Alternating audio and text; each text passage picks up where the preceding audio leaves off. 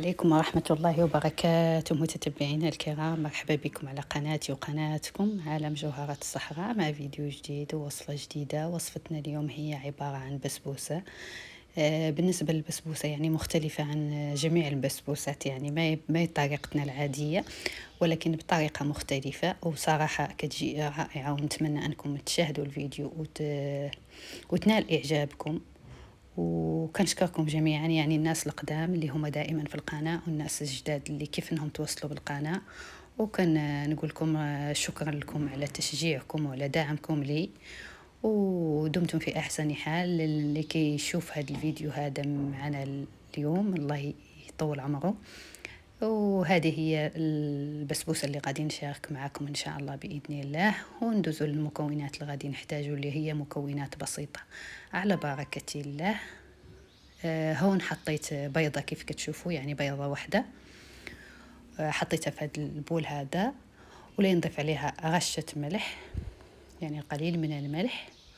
ونضيف أيضا كيف كتشوفوا في الصورة، يعني اللي نضيف عليها نص كاس من السكر حبيبات، نص كاس يعني أو ثلث كاس، على حساب يعني الرغبة. نتوما اللي تبغوا السكر كان يعود يا كتير ولا قليل، المهم حسب الرغبة وصافي. ونضيف أيضا كيس من الفاني أو قطرات من الفاني اللي عاد متوفر. المهم كيف كتشوفوا بالنسبة للسكر راني قلت لكم انتم اختيار، يعني تديروه قليل ولا كتير.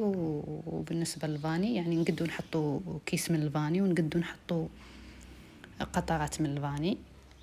المكونات صراحة بسيطة وموجودة في كل بيت، وهي اقتصادية وسهلة التحضير وكتجي رائعة في الشكل. وكنضيفوا أيضا هنا معكم في المكونات أيضا نضيفوا نص كاس من الحليب. أنا غنحرك هاد المكونات وغادي نضيف الحليب عليهم، نخلطوا يعني كل شيء كيف كتشوفوا. وهون كنضيف هذاك نصف الكاس ديال الحليب،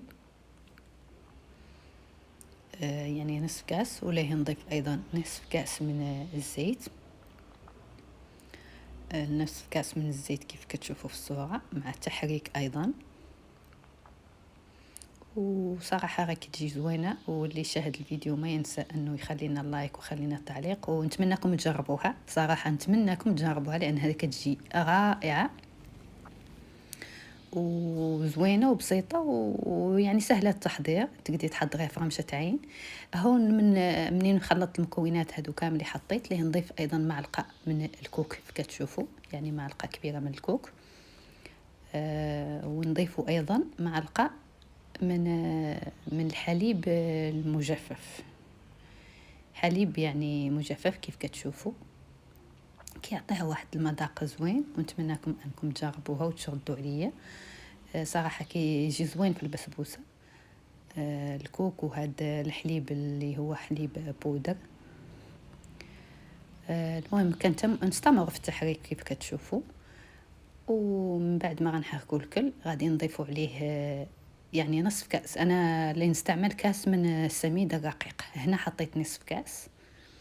ولي نضيف ايضا الكاس الباقي. هنا حطيت كيس واحد من الخميرة الكيماوية كيف كتشوفوا، يعني من فئة 8 غرام. وليه نستمر في التحريك أو في نخلط هاد المكونات هذه.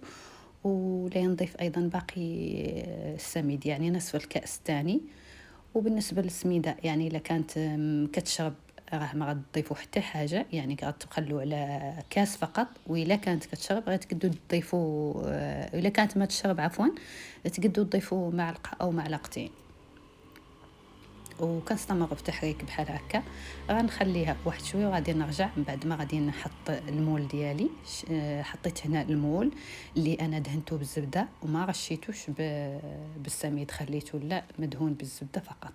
كيف كتشوفوا الخليط هو هذا.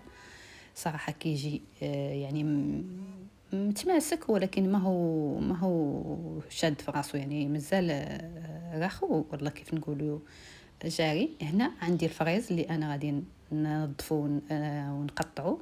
وهنا عندي جبنه، يعني اي جبنه توفرت عندكم. انا توفرت عندي هذه كيف اللي تشوفوها، هذه هي الجبنه اللي كانت متوفره عندي. وغادي نحطها كيف غتشوفوا هنا. من بعد ما حطيت الخليط في المول لاه نضيف هذيك الجبنه، يعني بحال غنحط منها قطع قطع فوق الخليط. من هون شتو كيف نشارك معكم. كنحطوا منها القليل من الجبنه، يعني في اماكن عشوائيه فوق الكيك، يعني مش بالضروره نحطوها في بلايص، يعني كيف كتشوفوا. المهم انا كنحطها يعني قطع فقط وعلى الكيك في اي مكان اللي ما كيهمش ان نحدوا المكان اللي غنحطوها فيه. كيف كتشوفوا هنا في الصوره انا حطيت الجبنه كامله، وهنا قطعت الفريز كيف كتشوفوا او الفراوله، او اذا كان متوفر عندكم الفرomboise كان احسن. ولين نحطهم كيف شفتوا، شو كنشوفوا في الصوره. انا كنحط هذا الفريز هذا نحطه على الكيك، ونرجع معكم من بعد ما غادي نسالي الكميه اللي عندي.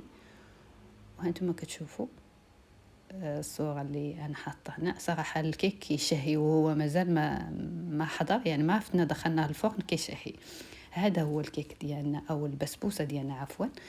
هنا غندخلها الفرن، وهانتوما معايا من بعد ما غادي يطيب الكيك ديالنا نرجع معكم بإذن الله. كتجي صراحة رائعة. المهم راه ما كتعطلش في الفرن. هنا من بعد ما خرجت الكيك ديالي او البسبوسه عفوا ديالي، صراحه هذا هو الشكل ديالها، وهي مازال سخونه. انا كنمسها يعني كيف كتشوفوا. صراحه راهي كتجي رائعه لا شكلا ولا مذاقا. ونتمنى انكم تجربوها، يعني الناس اللي هما دائما متابعين قناتي وكيجربوا وصفاتي وكيردوا عليا يعني في التعليق او كيردوا عليا في الخاص. نتمنىكم تجربوا هذه البسبوسه هذه وردوا عليا. صراحه كتجي رائعه، من ألذ البسبوسات اللي تقدر تحضريها وتاكليها في نفس الوقت، ما كتخلي منها حتى شي حاجه، لانها كتجي زوينه بزاف. وهنا ما غاديش نقول لكم بسلامه، ولكن غادي نقطع معكم هذه البسبوسه باش تشوفوا الشكل ديالها من الداخل، اللي هو كيجي رطب وهش. صراحه كيجي هش وكتجي سهله وزوينه، ونتمنى انكم تجربوها. كيف كتشوفوا في الصوره انا قطعتها هنا يعني وريت لكم كيفاش الشكل ديالها كيجي مع هذيك الجبنه ومع هذاك الفريز كيجوا داخلين في البسبوسه. والمذاق ما نقولكمش عليه. وهنا غادي نستودعكم لله الذي لا تضيع ودائعه. واللي وصل لهنا ما ينساش اللايك والاشتراك للناس اللي ما هم مشتركين في القناه. ودمتم في احسن حال، والى اللقاء في فيديو قادم باذن الله.